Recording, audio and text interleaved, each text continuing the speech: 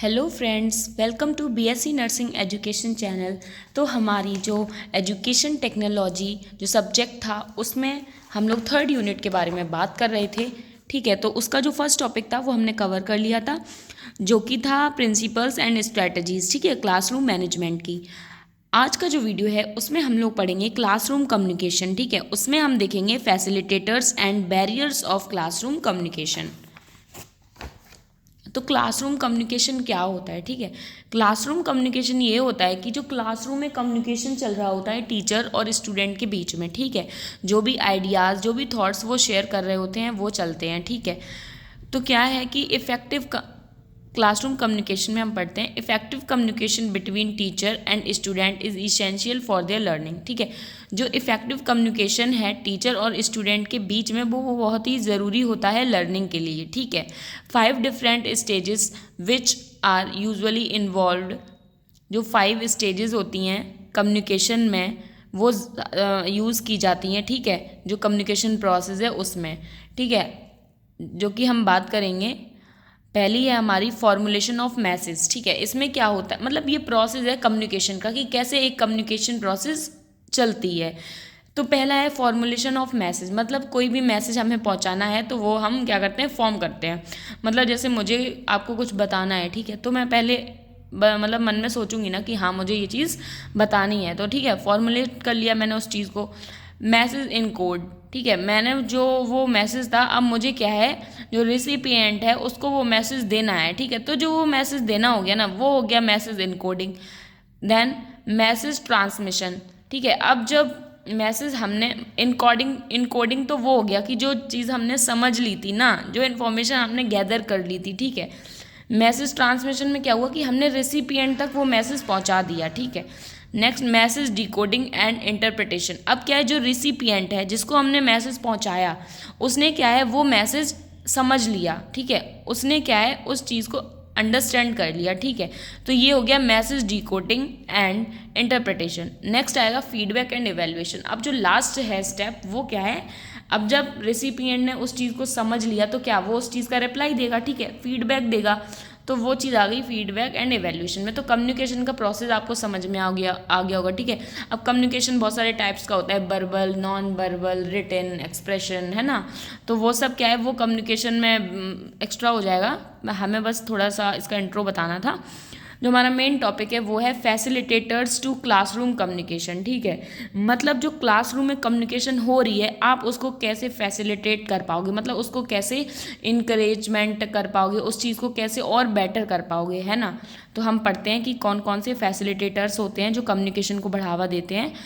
Effective written and oral communication is considered to involve the 7 Cs of communication which is given as follows. ठीक है, अब इसमें क्या है, हम 7 Cs पढ़ेंगे। ठीक है, 7 C मतलब 7 C जो हैं, मतलब ये एक न्यूमोनिक है कि 7 C हैं, उससे आप याद कर लो, तो ये फैसिलिटेटर्स होते हैं। ठीक है, तो जैसे पहला है क्लियरिटी। ठीक है, मतलब आप जो भी चीज़ पढ़ा रहे हो बच्चों को, ठीक है, कुछ भी एनीथिंग आप समझा रहे हो, उनसे बात भी कर रहे हो, तो उसमें क्या है, एक क्लियरिटी होनी चाहिए। ठीक है, it enables the misunderstanding free communication. इससे क्या होता है कि मिसअंडरस्टैंडिंग नहीं होती है जब आप कम्युनिकेशन करते हो। Mistake can be avoided by using clear communication. और मिस्टेक अगर हो भी जा रही है तो आप उसको अवॉइड कर सकते हो क्लियर कम्युनिकेशन के through, which make it easier for recipient to comprehend and react to the message. ठीक है, जो कि क्या है, ईजी बना देता है जो समझने वाला होता है उसके लिए, और रिएक्ट टू द मैसेज। ठीक है, जो भी कोई बात टीचर कह रहा है तो उस पर क्या है, स्टूडेंट क्या है, रिएक्ट कर सकता है, और उसके लिए क्या है, ईजी हो जाएगा। अगर उसको क्या है, कोई मिसअंडरस्टैंडिंग भी हो रही है तो आप उसका जो वो डाउट है उसको आप क्लियर कर दीजिए। ठीक है, तो क्लियरिटी होनी चाहिए। फिर नेक्स्ट है कंप्लीटनेस, मतलब कोई भी अगर आप बात बता रहे हो, उसको कुछ भी समझा रहे हो, कुछ भी पढ़ा रहे हो, तो उसमें क्या कंप्लीटनेस होनी चाहिए। ये नहीं है आपने इनकम्प्लीट छोड़ दिया। अब आप कोई चीज़ इनकम्प्लीट छोड़ दोगे तो बच्चों को तो डाउट होगा ही ना। It is more helpful because sender and recipient must both transmit a complete message in order to accomplish its unbound goal. Incomplete communication is useless. ठीक है, तो इसमें क्या है, इसमें ये बोला गया है कि जो सेंडर है उसको भी अपनी पूरी बात कहनी है। ठीक है, और जो रिसिपिएंट है उसको भी क्या है, जो भी फीडबैक देना है या फिर कुछ भी पूछना है तो उसको भी क्या है, कंप्लीटनेस रखनी है। ठीक है, और जो इनकम्प्लीट कम्युनिकेशन है वो यूजलेस होती है, क्योंकि क्या है कि आप कोई भी चीज़ अधूरी बताओगे ना तो वो चीज़ समझ में नहीं आएगी, उसका कोई मीनिंग नहीं निकलेगा। ठीक है, तो कंप्लीटनेस होनी चाहिए। तो दो सी हमारी कवर हो गई हैं, पहला क्लियरिटी, देन कंप्लीटनेस। अब हम बात करेंगे कंसाइजनेस। ठीक है, तो कंसाइजनेस में क्या होता है कि कोई भी चीज़ है वो आपको ये नहीं है कि आप कुछ भी बता रहे हो, टू द पॉइंट होनी चाहिए, एक्यूरेट होनी चाहिए। ठीक है, it is easy to understand by the recipient and prevent meaning from being lost in huge information which can lead to more successful communication. मतलब इसमें क्या है कि रिसिपिएंट के लिए क्या है, समझना आसान हो जाता है जब आप कोई चीज़ कंसाइज में बताते हो। ठीक है, अब क्या है, आप बहुत ज़्यादा इन्फॉर्मेशन बता रहे हो, उसमें जो यूज़ का है वो कम बता रहे हो और फालतू की चीज़ें ज़्यादा बता रहे हो। तो मतलब जो जो यूज़ की बात है उस वो आपको सिर्फ बतानी है, और जो अनवांटेड इन्फॉर्मेशन है वो आपको नहीं बतानी है। ठीक है, तो कंसाइजनेस होनी चाहिए। नेक्स्ट हमारा है कंक्रीटनेस। ठीक है, it is precise, unambiguous and free of ambiguity. Communication become more meaningful and detailed when it is concrete. ठीक है, concrete का मतलब क्या है, एक्यूरेट होना चाहिए, टू द पॉइंट होना चाहिए। ठीक है, तो उस ये क्या होता है, ये कम्युनिकेशन को क्या है, एक मीनिंगफुल बनाता है कम्युनिकेशन को, और क्या है, डिटेल्ड होता है व्हेन इट इज़ कंक्रीट। जब कोई भी इंफॉर्मेशन कंक्रीट होगी तो वो क्या है, डिटेल्ड में होगी। ठीक है, और कोई भी मतलब डिफ़िकल्टी नहीं आएगी समझने में। ठीक है, नेक्स्ट हम बात करेंगे करेक्टनेस। करेक्टनेस मतलब कुछ भी आप बता रहे हो तो वो करेक्ट होना चाहिए। ऐसा नहीं है कि आपने मतलब आप एक टीचर हो, आप कुछ भी बता रहे हो, आप पहले उस चीज़ को चेकआउट करके नहीं आए हो। ठीक है, आपने पढ़ा कि हाँ यार यही होगा और बता दिया, नहीं, करेक्ट होना चाहिए। ठीक है, स्टूडेंट्स को क्या है, कोई भी डाउट नहीं होना चाहिए, करेक्ट होना चाहिए। It encourages error free communication. ठीक है, मतलब ये इंक्रीज करता है एरर फ्री, मतलब कोई भी एरर नहीं होना चाहिए कम्युनिकेशन में, गलती नहीं होनी चाहिए। बिकॉज ए मैसेज और piece of material that is free of error is facilitated by effective communication. क्योंकि क्या होता है कि अगर आप बिना एरर के कोई चीज़ बच्चों को बताते हो ना, तो इससे क्या है, इफेक्टिव कम्युनिकेशन होता है। ठीक है, बच्चे क्या है, खुश हो जाते हैं और इफेक्टिव कम्युनिकेशन रहता है। Grammar and appropriate word selection in context are two aspect of correctness. ठीक है, आपकी जो ग्रामर है वो करेक्ट होनी चाहिए, और जो भी आप वर्ड का यूज़ कर रहे हो वो क्या है, एप्रोप्रिएट, सही होने चाहिए। ठीक है, तो ये क्या है कि ये दो आस्पेक्ट हैं करेक्टनेस की, इससे क्या है कि चीज़ें सही रहती हैं। नेक्स्ट हम बात करेंगे कर्टसी। कर्टसी का मतलब होता है कि आपको क्या है, पोलाइट रहना है। ठीक है, रेस्पेक्टफुल रहना है। It enables sender and recipient to convey their politeness, empathy, sincerity etcetera in communication. मतलब जब भी आप बात कर रहे हो तो सेंडर है और रिसिपिएंट है, उन दोनों को ही क्या है, आपस में पोलाइट रहना है, एक दूसरे के लिए रेस्पेक्ट होनी चाहिए, एम्पैथी होनी चाहिए, सिंसियरिटी होनी चाहिए। ठीक है, ये नहीं है कि वो आपको सिंसियर से पढ़ा रहे हैं, आप हंस रहे हो, कोई एक्टिविटी कर रहे हो, नहीं, आपको क्या है, रेस्पेक्ट उनको भी देनी है, सिंसियर रहना है और उस चीज़ को अच्छे से समझना है, और फिर क्या है, उसका जो फीडबैक वगैरह है वो देना है, अपने डाउट्स वगैरह को क्लियर करना है। तो कम्युनिकेशन क्या है, इससे बेटर होता है। नेक्स्ट हमारा जो है वो है consideration. It assist in comprehending others problem by putting one self in the position of another person. इसमें क्या होता है कि अगर कोई भी पर्सन है, उसको कोई प्रॉब्लम है, तो यहाँ पे क्या है, उस पर्सन को मतलब उस पर्सन की जगह आप खुद को महसूस करके देखिए, तो इससे क्या है कि आपका जो कम्युनिकेशन है ना उससे अच्छा होता है। आप फील कर पाओगे कि हाँ वो इंसान क्या फील कर रहा है ना, तो ये चीज़ है कंसीडरेशन। ठीक है, तो ये जो आपकी 7 C's थी ये हो गई हैं, और यही जो है ये फैसिलिटेटर्स हैं कम्युनिकेशन के क्लासरूम में। ठीक है, आई होप आपको अच्छे समझ में आ गए होंगे। ईजी है, क्लैरिटी पता ही है, क्लियर होना चाहिए कोई भी चीज़, कंप्लीटनेस कंप्लीट होना चाहिए, इनकम्प्लीट नहीं होना चाहिए। कंसाइजनेस मतलब कोई भी चीज़ है वो कंसाइज होनी चाहिए, मतलब जो मतलब की चीज़ है वो बतानी है, जो बिना मतलब की चीज़ें हैं वो नहीं बतानी है। ठीक है, कंक्रीटनेस होनी चाहिए, एप्रोप्रिएटनेस होनी चाहिए। ठीक है, करेक्टनेस होनी चाहिए, सही बताना है जो भी बताना है, ग्रामर और एप्रोप्रिएट वर्ड का यूज़ करना है। कर्टसी, पोलाइटनेस रहना है। ठीक है, कंसिडरेशन खुद मतलब कोई दूसरा इंसान है उसको क्या है, खुद को रखना है। ठीक है, तो क्या है, उसकी जो प्रॉब्लम्स है वो आपको अच्छे समझ में आएंगे, तो आपका बेटर कम्युनिकेशन रहेगा। ठीक है, अब जो हमारा टॉपिक है वो है बैरियर्स टू क्लासरूम कम्युनिकेशन। मतलब क्या क्या बैरियर्स आते हैं जब हम क्लासरूम में क्या है कम्युनिकेशन चलती है तब।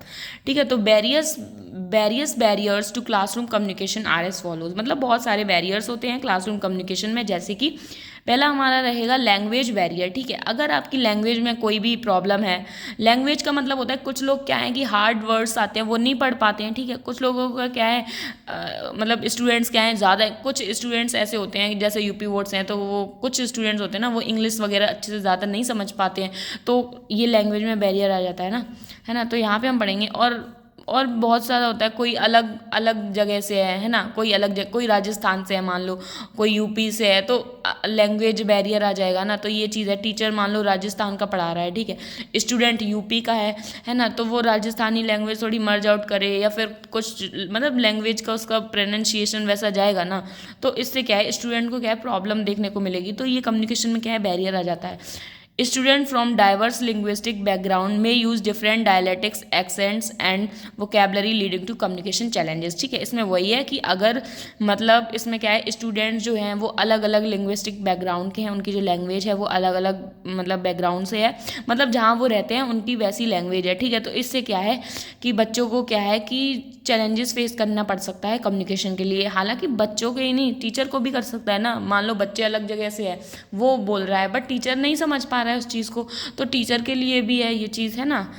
तो नेक्स्ट हमारा रहेगा कल्चरल बैरियर, ठीक है। Student from diverse cultural background में have different communication style such as direct और indirect communication which can lead to misunderstanding, ठीक है। इसमें क्या है स्टूडेंट जो है वो क्या है अलग अलग कल्चर से हैं, अलग अलग उनका कल्चरल बैकग्राउंड है, इससे क्या है कि उनकी जो कम्युनिकेशन में है वो क्या है डिफरेंस आ जाएगा, ठीक है। कम्युनिकेशन स्टाइल जो है उसमें क्या है बैरियर आ जाएगा, ठीक है, और इससे क्या है मिसअंडरस्टैंडिंग भी हो सकती है, ठीक है। नेक्स्ट हमारा रहेगा लर्निंग स्टाइल बैरियर। मतलब लर्निंग स्टाइल मतलब बहुत सारे अलग अलग मतलब बच्चे क्या है अलग अलग अपनी लर्निंग स्टाइल रखते हैं सीखने के लिए, ठीक है। कोई ऑडिटरी विजुअल से ज़्यादा समझ पाता है, ठीक है, कोई टेक्नोलॉजी से ज़्यादा समझ पाता है ना, मतलब अलग अलग है। काइनेस्थेटिक कोई मूवमेंट वगैरह से ज़्यादा समझ पाता है, फिजिकल एक्टिविटीज़ से ज़्यादा समझ पाता है ना। तो जो लर्निंग स्टाइल बैरियर्स हैं इसमें आ जाते हैं, ठीक है। स्टूडेंट में have different learning style preference, मतलब स्टूडेंट जो हैं उनकी प्रेफरेंस जो है लर्निंग स्टाइल की वो अलग अलग हो सकती है, which can affect their ability to understand, जो कि अफेक्ट कर सकती है जो उनकी समझने की एबिलिटी है उसको, इंगेज विद इंस्ट्रक्शनल कॉन्टेक्स्ट, ठीक है, जो कि उनकी इंगेज है कंस्ट्रक्शन, जो मैंने आपको बता दिया लर्निंग स्टाइल्स होती हैं। जैसे कुछ लोग क्या है विजुअली ज़्यादा चीज़ें समझ पाते हैं, ठीक है, मतलब देख कर ज़्यादा चीज़ें समझ पाते हैं, ठीक है, और रादर देन बोल सकते हैं कि ऑडिटरी बोल के वो इतना नहीं समझ पाते जितना उन्हें चित्र वगैरह इमेजेस वगैरह देख के उन्हें ज़्यादा चीज़ें समझ में आती हैं, है ना। तो ये भी एक बैरियर है, ठीक। कुछ लोगों को क्या होता है कि उनको आप बोलते रहो वो सब चीज़ें समझ पाते हैं, ठीक है, ये ऑडिटरी में आ जाते हैं ऐसे स्टूडेंट्स, है ना।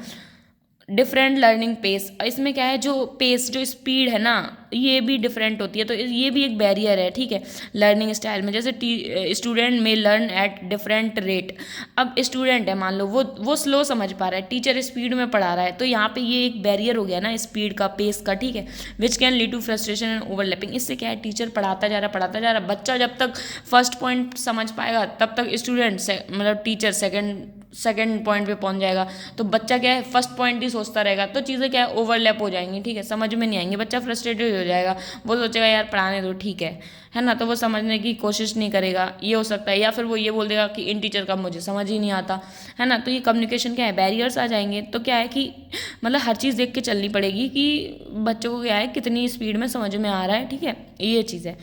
तो ये एक बैरियर हो गया। अब नेक्स्ट बात करेंगे इमोशनल एंड साइकोलॉजिकल बैरियर, ठीक है।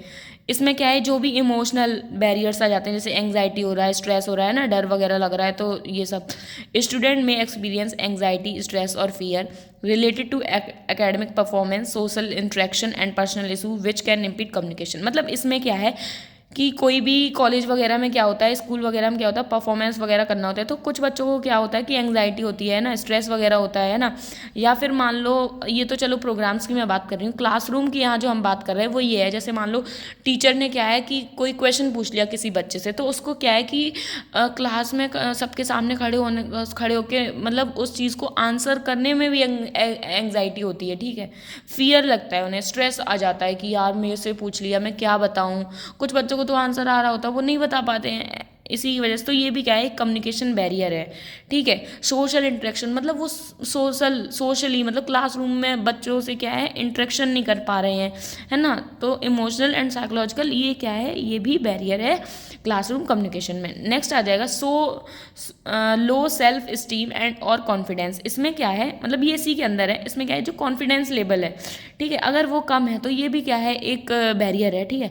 कॉन्फिडेंस में struggle to participate in class discussion. अब आप मान लो टीचर ने कुछ पूछा, मतलब टीचर ने कुछ समझाया, बच्चे ने कुछ पूछ लिया टीचर से, अब टीचर को मान लो कॉन्फिडेंस नहीं है या फिर कुछ भी, तो बच्चे को लगेगा कि यार सर को नहीं आता, ठीक है। और या फिर ये होगा कि जैसे टीचर ने बच्चे से पूछ लिया और बच्चे को क्या खुद में कॉन्फिडेंस ही नहीं है, वो बस बोल रहा शायद, हाँ सर शायद यही होगा आंसर, तो इससे क्या टीचर बोल देगा नहीं गलत है, वो आपका कॉन्फिडेंस लेवल देखेगा ना, है ना। तो हर चीज़ मतलब कॉन्फिडेंस भी होना चाहिए, तो क्या है, एक अच्छी कम्युनिकेशन होती है इससे। नेक्स्ट हमारा है physical and environmental barrier. Physical और इन्वायरमेंटल बैरियर, जो भी इन्वायरमेंटल बैरियर्स आ जाते हैं, जैसे नॉइज़ आ रही है, डिस्ट्रक्शन हो रहा है, ठीक है, फाउल स्मेल आ रही है, ठीक है, तो आपका कंसंट्रेशन है क्या, वो अलग जगह चला जाएगा, तो इससे क्या है कि जो कम्युनिकेशन है उसमें क्या है, दिक्कत आ जाएगी। अ नॉइजी एंड डिस्ट्रैक्टिंग और uncomfortable learning environment can hinder communication and focus. अब मतलब एक नॉइजी और अनकंफर्टेबल जो इन्वायरमेंट होता है वो क्या है, लर्निंग को इफ़ेक्ट करता है, कम्युनिकेशन को इफ़ेक्ट करता है, और जो फोकस है उसको क्या है, डिस्ट्रैक्ट करता है, ठीक है।